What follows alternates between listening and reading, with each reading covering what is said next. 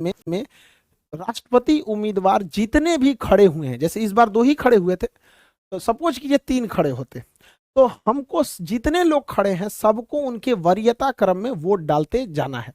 तो हमको सबसे अच्छा लगा, सपोज करिए किसी एक को सबसे अच्छा ये लगा यहाँ पे, समझ में आ रहा है कि नहीं आ रहा। अब अगला इंसान आया वोट डालने, अगला को लगा कि नहीं हमको ये पसंद नहीं है, हम इसको 2 नंबर पे डालेंगे, और हमको ये वाला ज्यादा पसंद है, ये वाला उम्मीदवार को हम 1 डालेंगे, आई तो हमको पसंद है नहीं, हम इनको 3 डाल दिए।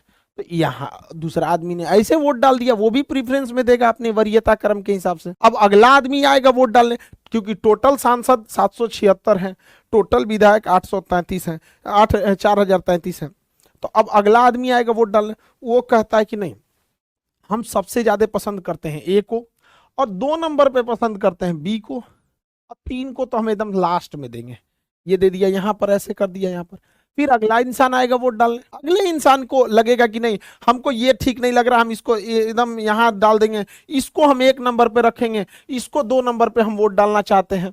इसी तरह करते करते नेक्स्ट आएगा तो वो इसको कर देगा कि भाई हम इसको 3 नंबर पे रखते हैं, इनको 2 नंबर पे रखते हैं, इसको 1 नंबर पे रखते हैं। अब इस तरह से करते करते हम 4809 का थोड़े ना करेंगे, हम यहाँ एग्जाम्पल में इतने लोगों से वोट डला दिए, 1 2 3 4 5 आदमी से वोट डला दिए।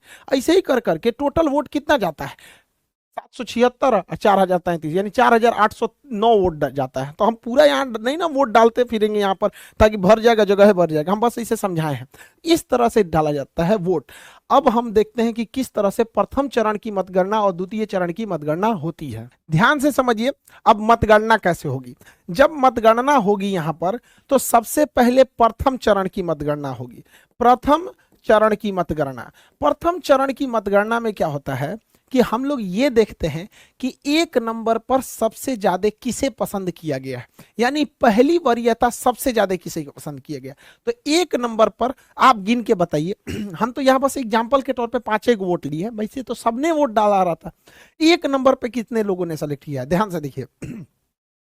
1 नंबर पर ए को 1 2, यानी 2 लोगों ने इसे पहली प्राथमिकता दी है, और इनको देखिए 1 और 2, इसको भी 1 नंबर पर 2 लोगों ने प्राथमिकता दे दी है, और इनको केवल 1 ही ने दिया है। अब बताइए कौन जीतेगा। देखिए सबसे ए को पहली वरीयता 1 और 1, 2 लोगों ने वरीयता दिया था, और बी को भी 2 लोगों ने पहली वरीयता दे दिया था, और इनको तो पहली वरीयता 1 ही आदमी दिया था। तो ये दोनों तो बराबर हो गए, ये तो एकदम क्या हो गए, खत्म हो गए। तो इनमें क्या होता है कि इनके वोट को इन दोनों में ट्रांसफर कर दिया जाता है, कहा जाता है कि तुम जाओ, अब हारिए गए हो तो घरे चल जाओ, तुम्हारे वोटों का कोई वैल्यू नहीं है। तो इसे कहते हैं सिंगल ट्रांसफरेबल, एकल संक्रमणीय। तो ये हो गया एकल संक्रमणीय गिनने का तरीका। और अनुपातिक पद्धति मतलब हो गया हम सबको उनके अनुपात में वोट डालेंगे। तो राष्ट्रपति का चुनाव एकल संक्रमणीय, यानी जो कम वोट पाया है उसका वोट बाकियों को दे दिया जाता है कि भाई तुम जाइए रहो तो हमेशा के लिए जाओ, और तुम जीत रहे हो तो अच्छा से जीतो। और अनुपातिक पद्धति का मतलब होता है कि अनुपात में वोट डालना है, समझ में आ गया कि नहीं। अब ये बताइए पहली चरण की मतगणना में तो कोई जीता ही नहीं, दोनों बराबर हो गए। अब बताइए ए जीतेगा कि बी। तब यहां होता है द्वितीय चरण की मतगणना। द्वितीय चरण की जब मतगणना होगी तो हम लोग अब देखेंगे कि द्वितीय वरीयता किसको ज्यादा मिला है, क्योंकि प्रथम वरीयता में तो दोनों को बराबर बराबर मिला, द्वितीय वरीयता किसको ज्यादा मिला है।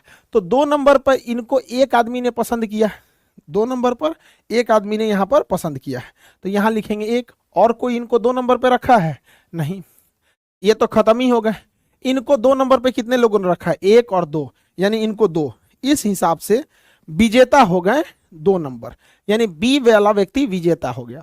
और यह बी जो विजेता हुआ है वो प्रथम चरण में नहीं हुआ है, वह द्वितीय चरण में हुआ है।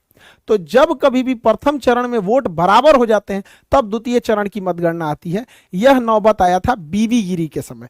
तो बीवी गिरी जो चुनाव जीते थे वो द्वितीय चरण की मतगणना में जीते थे। तो राष्ट्रपति का जो चुनाव होता है वो अप्रत्यक्ष होता है, हम लोग वोट नहीं डालते हैं, बल्कि हमारे द्वारा चुने गए एमपी और हमारे द्वारा चुने गए एमएलए वोट डालते हैं। तो राष्ट्रपति का चुनाव अप्रत्यक्ष रूप से एकल संक्रमणीय पद्धति द्वारा अनुपातिक प्रणाली में किया जाता है।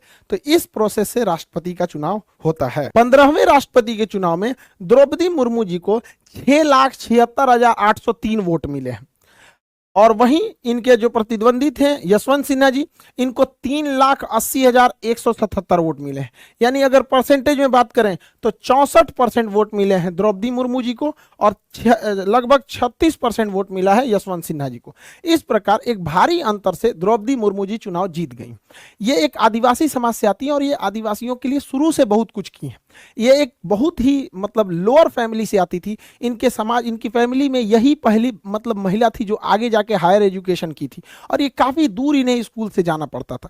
कई बार ये अपने राजनीतिक करियर में आदिवासियों के लिए बहुत सारे आवाज़ों को उठाए हैं। ये रामनाथ कोविंद जी का जगह लेंगे। लेकिन किसी भी समाज का भला केवल एक व्यक्ति से नहीं हो सकता है जब तक वो पूरा समाज नहीं पढ़ेगा। हमारे रामनाथ कोविंद जी दलित समाज से आते थे, 5 साल राष्ट्रपति रहे, दलित समाज में बहुत ज्यादा उत्थान देखने को नहीं मिला। वैसे ही हमारे आदिवासी समाज से आती हैं द्रौपदी मुर्मू जी, तो ऐसा नहीं है कि बहुत ज्यादा परिवर्तन देखने को मिलेगा। जब तक कोई भी समाज खुद शिक्षित नहीं होगा तब तक कुछ नहीं हो सकता है। हर समाज को यह सोचना पड़ेगा कि किसी एक राष्ट्रपति, या हालांकि राष्ट्रपति के पास बहुत पावर नहीं होता है, वो संविधान से बंधा होता है। ये क्लास जब हम पॉलिटी का क्लास ले रहे थे तो कंप्लीट पढ़ा दिए हैं। राष्ट्रपति का टॉपिक तो हम लगभग 12 क्लास लगते हैं राष्ट्रपति का टॉपिक को कंप्लीट समझाते हुए, कि उसके क्षमादान शक्ति क्या है, राजनीतिक शक्तियां क्या है, कार्यपालिका शक्ति क्या है, विधायिका शक्ति, कानूनी शक्ति, सैन्य शक्तियां, ये सब क्या होती। लेकिन राष्ट्रपति जो भी है वो एक बंधा हुआ है मंत्रिमंडल से, कि राष्ट्रपति को जो काम डिसीजन लेना है वो मंत्रिमंडल के सलाह से ही लेगा। लेकिन हाँ, ये है कि महिलाओं का सशक्तिकरण एक संकेत तो जाता है कि नहीं, हम आपके साथ खड़े हैं, आप भी आगे बढ़िए। तो ये पूरे देश को सोचना चाहिए कि अगर आपको आगे बढ़ना है तो शिक्षा से आपको दूर नहीं